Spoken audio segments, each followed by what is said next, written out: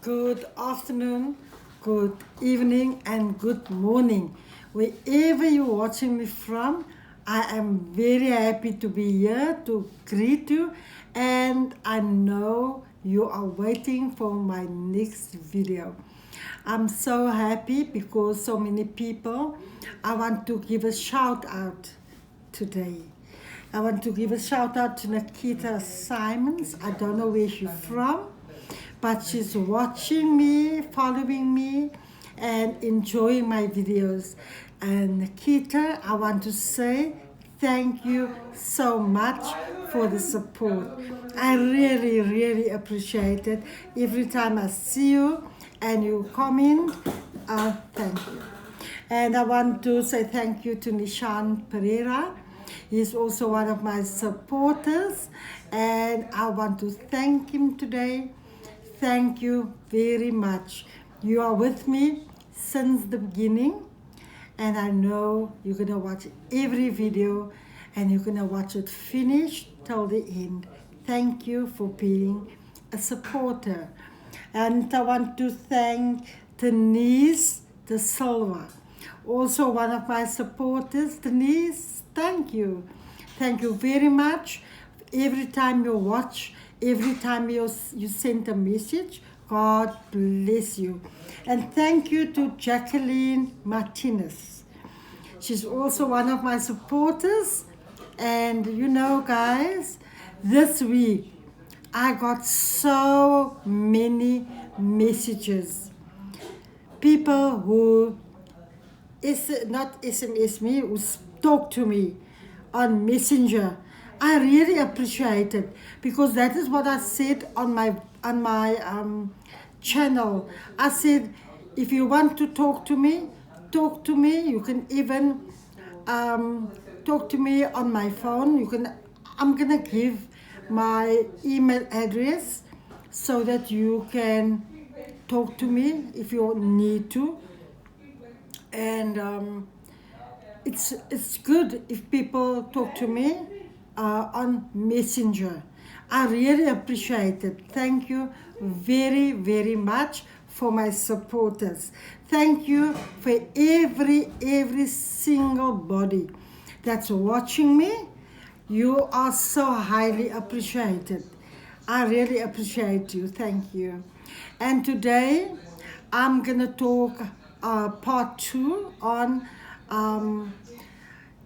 when I got sick. So that is part 2 that I'm gonna do today. So part 1, as I told you how I got sick, what happened to me, and today I'm gonna go further, and I hope and I pray that you will like it. And you know, people that sick, people that need somebody to encourage them, you can share my video to them, and you can even tell them they can contact me via my email address, or they can talk to me on Messenger. Okay, so guys, I'm gonna go right into it. And as I said, when I got sick, my children was with me like the day, on the day when it happened. It was at church. We kept a open air service, and that day Romano put me in a car and he took me to hospital, and I went into a coma. So you that came across this channel, that are watching me for the first time, this is the 6th video.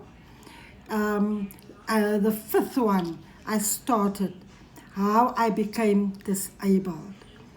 And this is part 2, that is part 1. So you can just go back and have a look at everything I said there, and God bless you. Yes, so I got into the coma, and they transported me with the ambulance in a coma to Tygerberg Hospital. I didn't know nothing about myself. And guys, and you who are watching me, a lot of the people told me on Messenger I'm very brave. But I want to tell you, it is still very hard to talk about it. So bear with me if I'm a bit sad, and I stop and then I will talk again. Because my daughter, even when my daughter watched this part one, it brings memories back. And she was so sad, and I was also sad. And we were listening to the video together. And guys, it really bring memories back. Sad memories. She was still small, 12 years old, when it happened. She's today 25. So I went to hospital, and I can remember in the ambulance, I was trying to wake up out of the coma. And it was hard. But I went into a deep coma. And I can't remember anything. I can't remember me going into hospital. I can't remember anything they did to me. Putting me through the tunnel. I can't remember anything. I was in the coma for days. And as I said, I was in this coma, but I didn't know nothing about myself. And after a few days, they sent me into a normal room where they sent all the people who they think won't make it. I was in that room. And I can remember I couldn't talk. I couldn't talk. I couldn't talk. I couldn't walk. I couldn't see. That was very hard, very difficult. But you know what? The vein burst in my brain, but I didn't lose my mind. I was by my full positive, fully. But I wasn't like, I didn't open my eyes. So people thought I was sleeping. And this eye collapsed totally. So I couldn't open it at all. This one, I think this one opened up a bit. But I was in that room and I saw so many people. They come in and they die. And I think, only me and another lady shared a stroke that stayed alive. And after 10 days, they sent me home. And when they sent me home, I couldn't walk, I couldn't talk, I couldn't see. In a wheelchair, and when they stopped here, my children were carrying me. And I was in a semi-coma for round about 3 months, a whole 3 months I was in bed, sleeping more than I'm awake. And even if I sleep, I couldn't talk. You know, I had to learn to talk all over again. And my children will come and they will ask me if I still remember their names. And I couldn't communicate with them at first. It was hard because my eyes wasn't open properly. This eye was closed, this one was little bit open. This mouth was skew. I was so thin, my hair broke, fell out totally, 100% fell out. I think it was the medication they gave to me afterwards. And then it took a long time for me to even sit up in my bed. It took a long, long time. I was wearing a kimby, like a baby. That was the hardest part. I had a day nurse and a night nurse. That was also very difficult for me. It was very difficult for me. But I want to give a shout out to the people of Caledon, all over. From all over, the people brought food on a regular basis because they knew I was the breadwinner. I was the one looking after my children. They were still very young. Only Romano and Reinhard, they was working. And Rick, Ravon, Raquel, Bernard, Kiana, they were still at school. And people brought everything for me, food stuff. While I was laying in my bed, there was always people in my room, in my bedroom. There was people who volunteered to clean my house.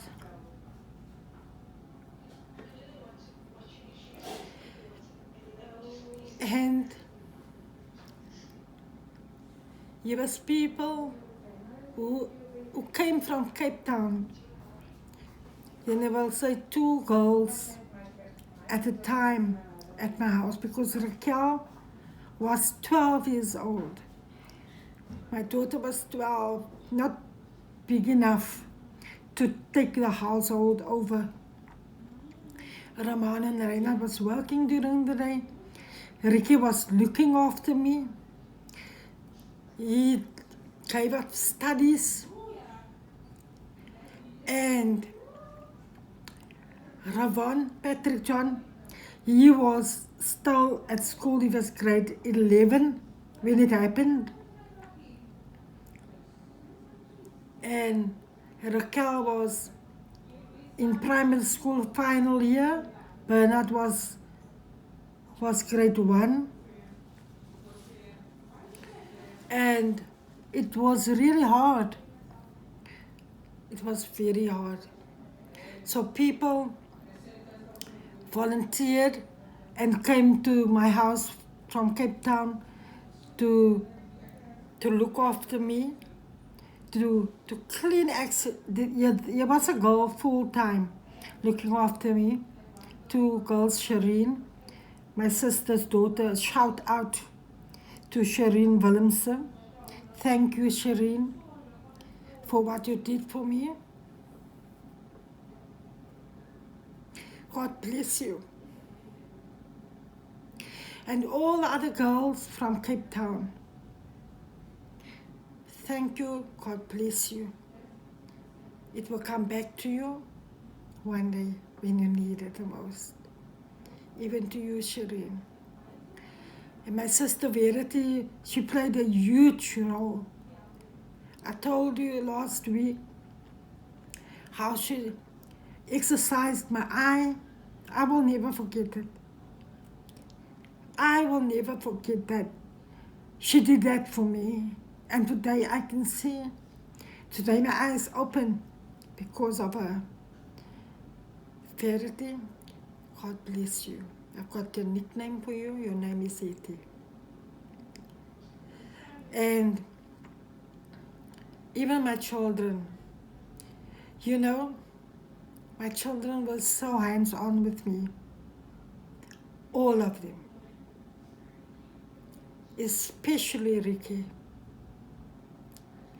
He did everything for me. Thank you, Ricky. God bless you. And, you know, it was so hard for me, but the Lord, the Lord that we know, the God that I know, is a good God. I can remember, I couldn't remember Bernard's name. He was 7 years old when it happened to me. And every morning I turned to him and then I think by myself, what is your name? Then I practiced, I couldn't talk. I practiced that name in my head. I practiced that name. And every child that came in that room, then I practiced their names. They don't know. This is the first time they will hear this. And then I practiced the name until the day I could talk. Until that day I could talk.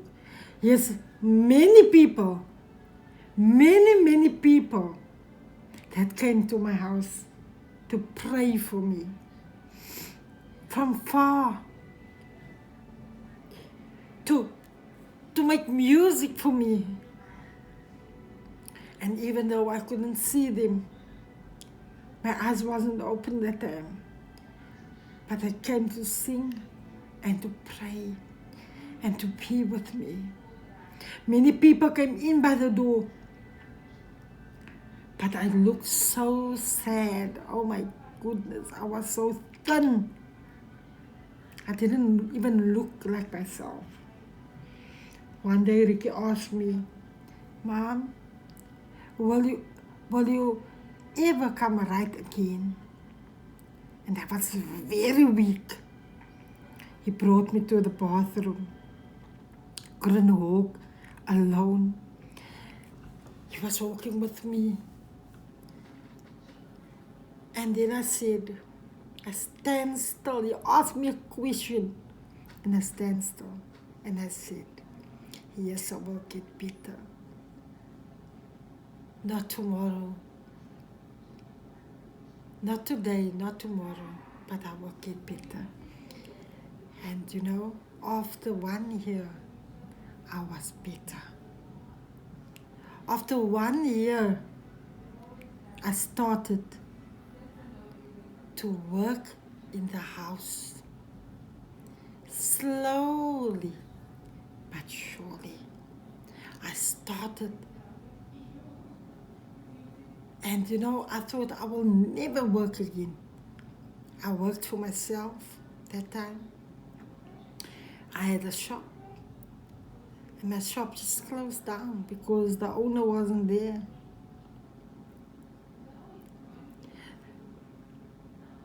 I will tell you in the other, not the, I won't say the next video, because that is the video on itself.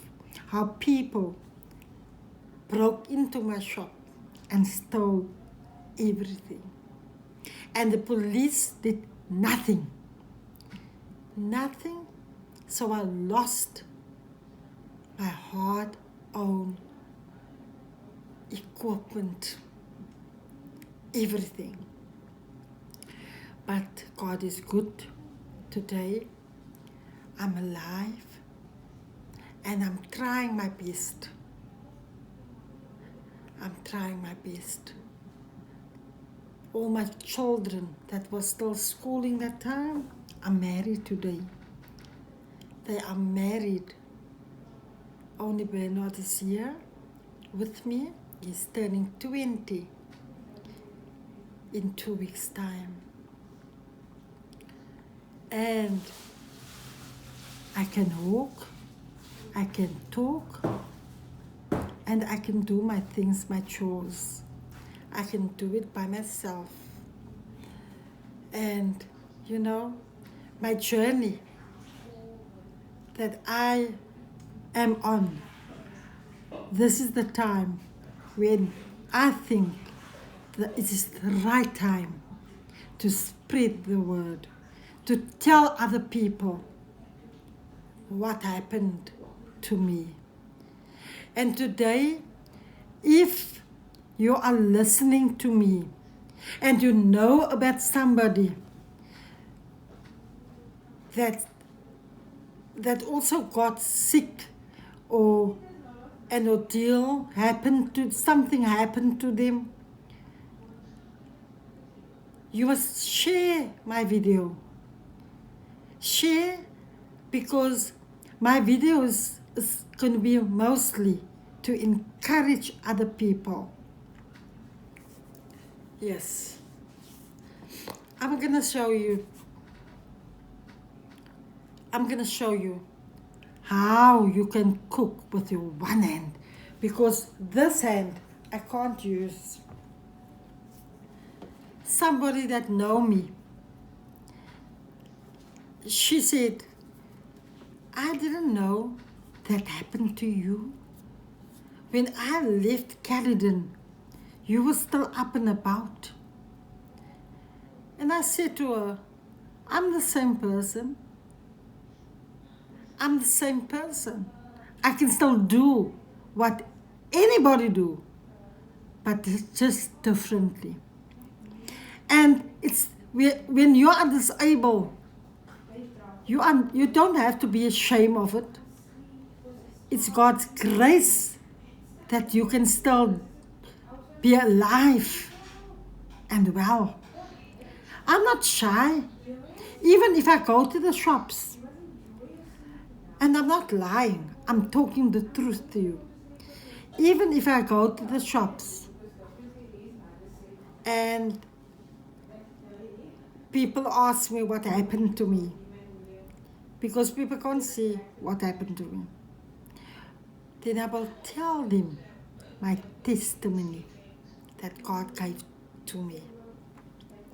I will tell them what happened to me. And that's why in the time when it happened, I was shy to go outside after a year. Thank you for watching till the end. And you must subscribe, hit the notification bell, like and share. Until the next time, God bless you. Bye.